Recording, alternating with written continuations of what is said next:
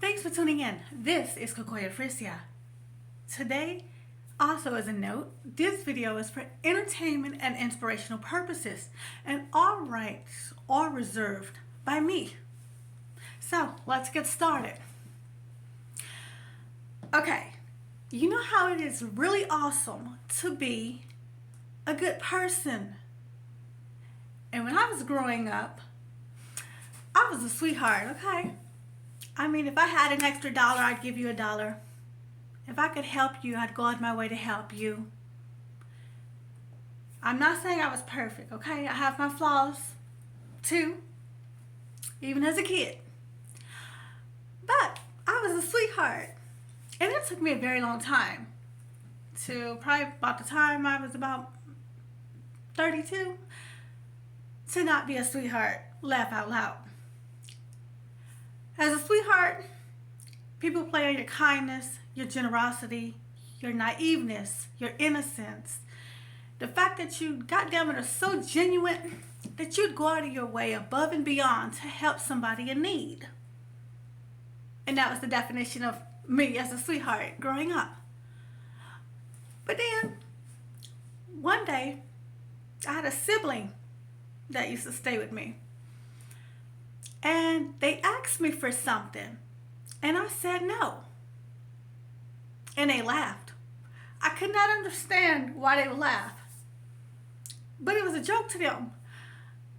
They were like, "What do you mean you can't do it? You always do it." When they were laughing. And I was like, you know what? You are so right. Thank you for letting me see the error of my ways. I guess in their mind, they thought this was, excuse my language, but a pimp and hoe game. Now, I don't know much about the streets. I've had family in the streets.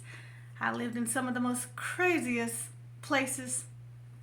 Not the best of neighborhoods, but I was always the homebody, the good daughter, the good child. Everybody should be an angel like me. I grew up the good kid, okay? I didn't do a lot of stuff that siblings did. But anyway, going back to the story. So I had to thank that sibling for giving me a reality check. And then I had to correct my behavior and approach because they called me out. When they said, "What do you mean you can't do it? You always do it." And then they were laughing about it. But in their foolishness, they helped me to the game.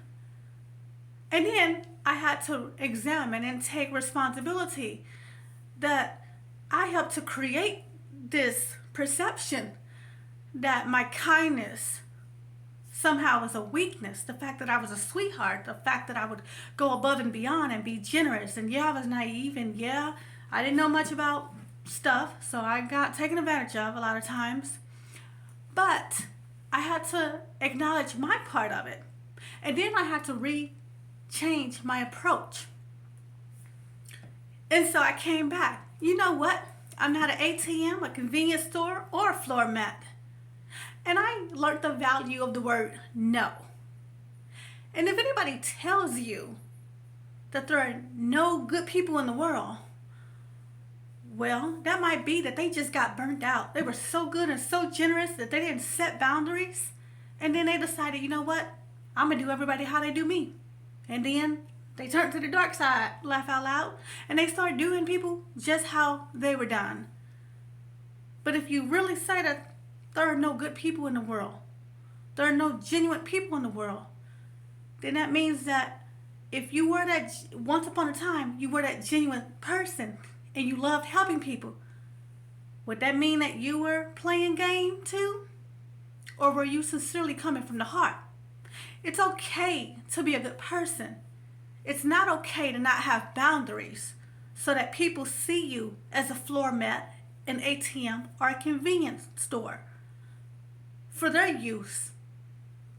The people that are in your life to care about you and love you and appreciate you are going to respect your boundaries, whether or not they like it or agree with them at that moment. The people playing game with you, the people using you and taking advantage of your kindness and your generosity and your love for them, hell, they're always going to have something to say. So let them talk. But at least you know what? They know next time. They might try it a couple of more times, but now they know that you have boundaries. So they'll move on about their business, or they'll respect you enough not to play with your kindness. Till the next time, thanks for tuning in. Bye.